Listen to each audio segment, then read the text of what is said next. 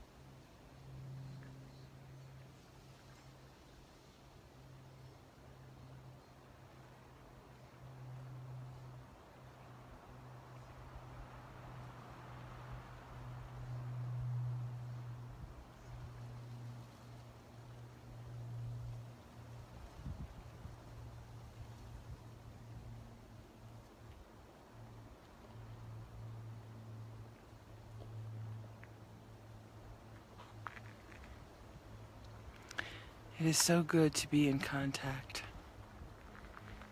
and just be here in the moment as it is.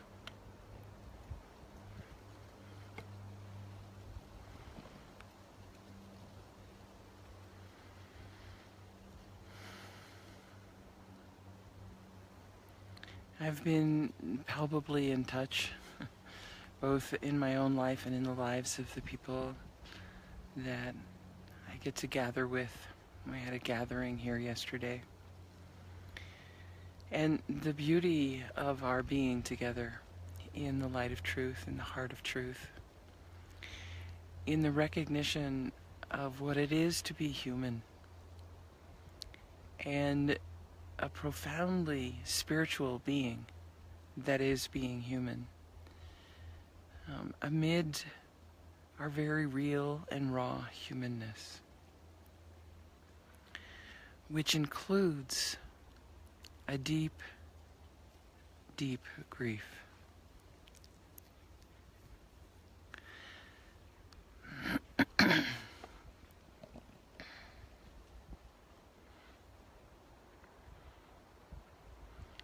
It's when we come through the waters of our wells of grief, our deep places of grief in our souls, and a grief that I've discovered myself and with other people is one that can travel from lifetime to lifetime. And all the different ways in which we resist grieving, where we don't allow our hearts to break, where it can feel like if we start to grieve, we'll never stop. I've heard that one often and felt it myself, though not so much anymore.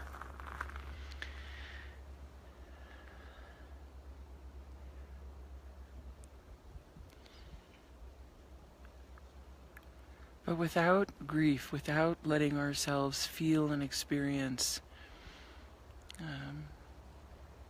our personal grief, our societal and planetary grief, we stay disconnected. And that's part of our grief. Because it's right for us to be connected. We long for connection. And we long for connection with this that never leaves us, never goes away, and never changes, our very own essence. And we long for connection, and I will say essential connection with one another, which involves what I call essential conversation and essential engagement, which is based in being real. It's both essential in terms of without it we don't do well, like essential oils. And it's essential in that it has to do with our essence.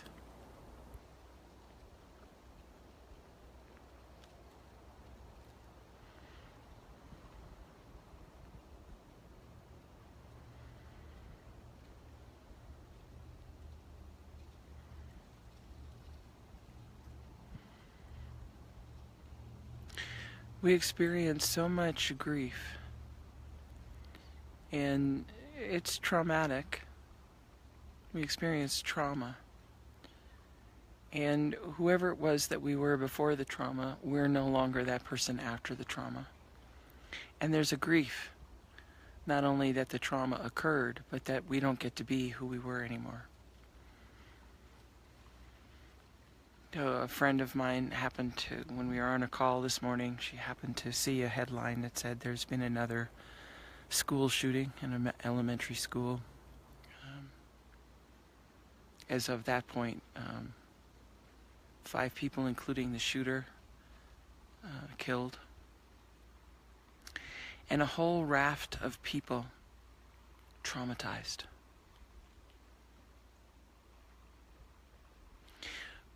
We're learning a lot. It's not in the general populace yet, the knowledge, but we're learning a lot about trauma and how pervasive it is, and that it's historical. It's also in our spiritual lineage, not only our physical lineage, but of our karmic lineage, I guess you could call it that, the many different lifetimes that we've led. And the more your consciousness opens, the more you recognize that there is no lifetime that has ever been lived that is not your own. And that's a hell of a lot of grief, and trust me, I know it because I've experienced it. And I do experience it from time to time. It's not always the huge, but sometimes it is. Sometimes my consciousness is given to open up and feel the grief. And it was happening for me earlier this week or last week, as the information from Syria was coming through. And it's almost like you don't want to hear what's going on because it brings on the grief. So being adept with our emotional systems, not carrying so much unfinished business from the past, grieves that have not been allowed to be, facilitates being more adept with a life that includes grief. A life that includes loss, includes grief. And that we love, and because we love the shapes and forms of what we see, especially, people, animals, trees. I mean, these guys are buddies of mine, these trees that you see here.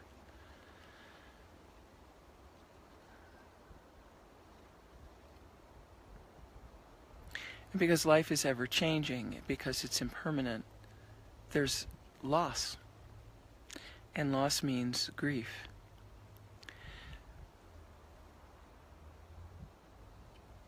We're not very adept with our emotional bodies. And the fact that that affects us in all kinds of ways continues to be ignored.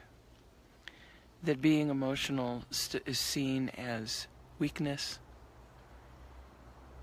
And it's not. It's strength. It's courageous. And it's like waves on the ocean.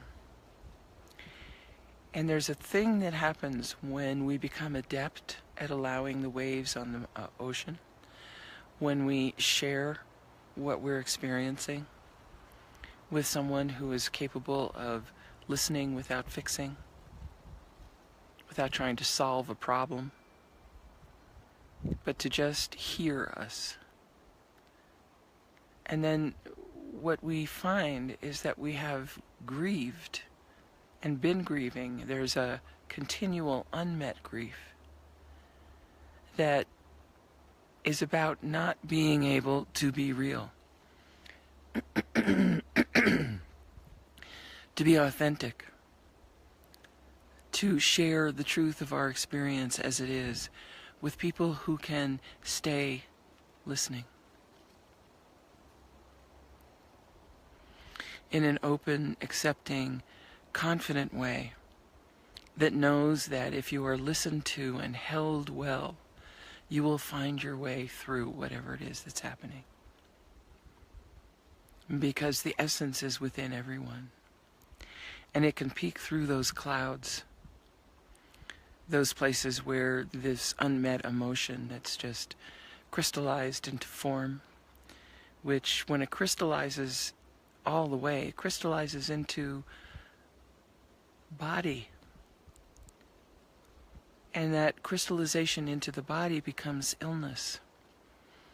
It's great, the mind-body connection, as I've said before here, but leaving out the heart and the soul, and it's the same leaving out of the divine feminine. If you don't get into your emotions and all of the stuff that you haven't felt, you're leaving a whole aspect of your being out. And if you leave your soul out, you're missing out not only on being able to free it up from being identified as the form, as the body, or as the emotions, the one who's feeling, or as the thinker, the problem solver, the fixer. As all those identities fall away in the recognition and realization that what our soul is comprised of is the pure conscious awareness of being. And when it shifts from being completely focused here on being embodied to opening into the infinite invisible of its own essence, of which it is a drop, individualized consciousness, my soul is a drop of the infinite invisible consciousness that is the ocean. God, I mean, that's what heals. I've been interested all my life in healing, in what it is that it will take for us to begin to live into our potential instead of this insanity that we keep doing, this incredibly self-destructive insanity. And when we tell the truth about what we're doing, eating, drinking, sexing, drugging, fighting, self-destructive behavior, even when it's other destructive behavior.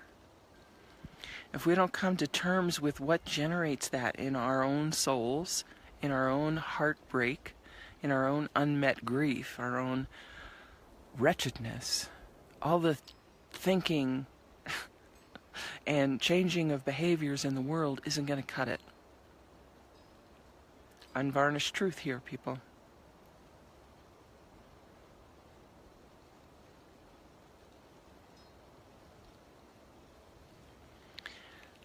We don't want to grieve. We want to be happy.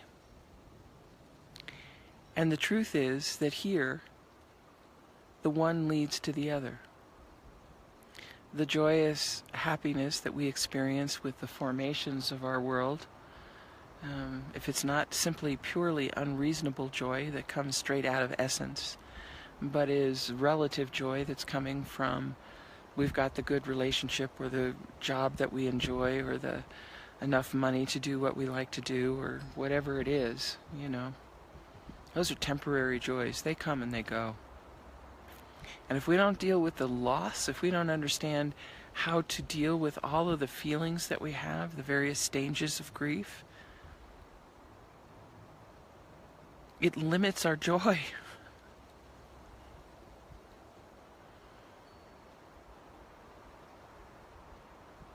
And it keeps us from the essential, unreasonable joy that comes from simply being this alive. And that comes from being this real.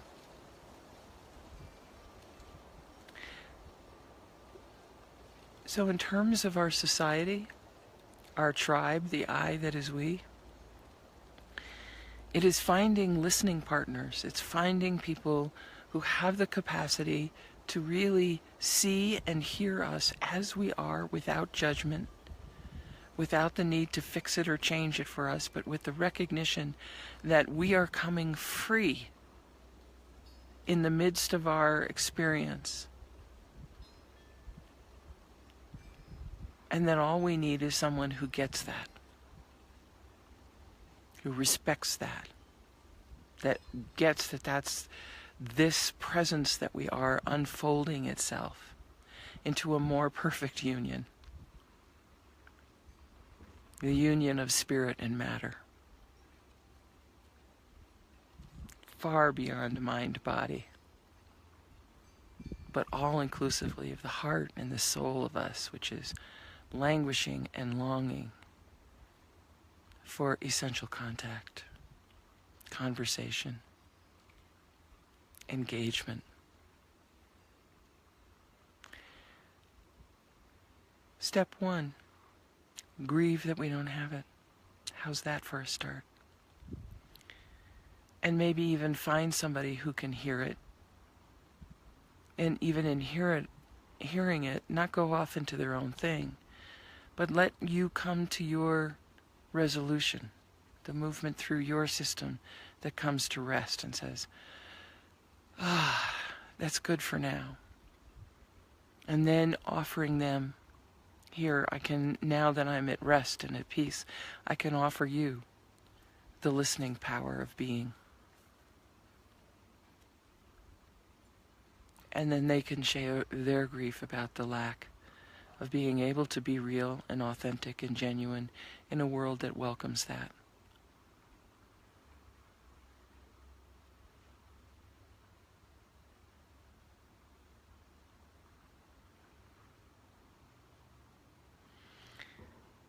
So I encourage you, as always, to continue opening into your experience as it is.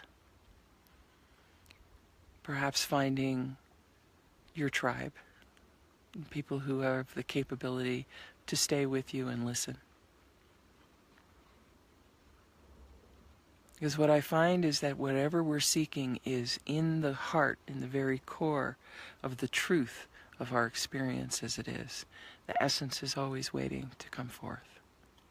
And it may take a bit. It may not happen in one conversation. We have a lot to unravel when we recognize the depths of the wells of grief. But let's do it together. It's so much better when we are together.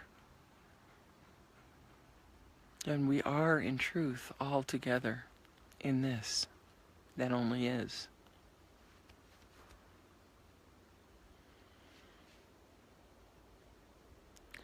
So let's get real. Tell it like it is. And be interested to discover the truth in the heart of us, in the heart of our experience as it is. And may all being awakened to this and become adept. Good listeners, good inquirers, with a great capacity to be with whatever, with what is, what our experience is, what's happening in our world, what's happening with our loved ones, what's happening with one another. That's Emmanuel, God with us. That's what we're cultivating. And the world needs it It's always needed it, and in these insane times more than ever. So find a listening partner.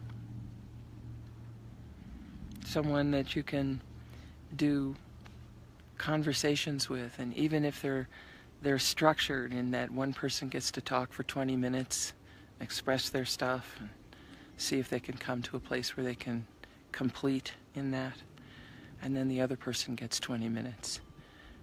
And it's just about listening. It's not about doing anything. It's not about saying anything. It's not about speaking the magic words that will make it all better. It's about giving someone the spaciousness, the safe space, the absolutely safe space to let their system move through something it hasn't yet been able to move through.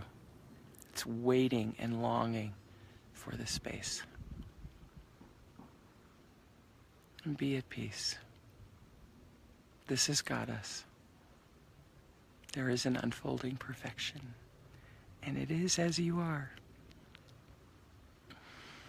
Until we meet again, dear ones, may this awaken, may this enliven within you, may it come forth in your being in ways that allow you to flourish and make your contributions to the world.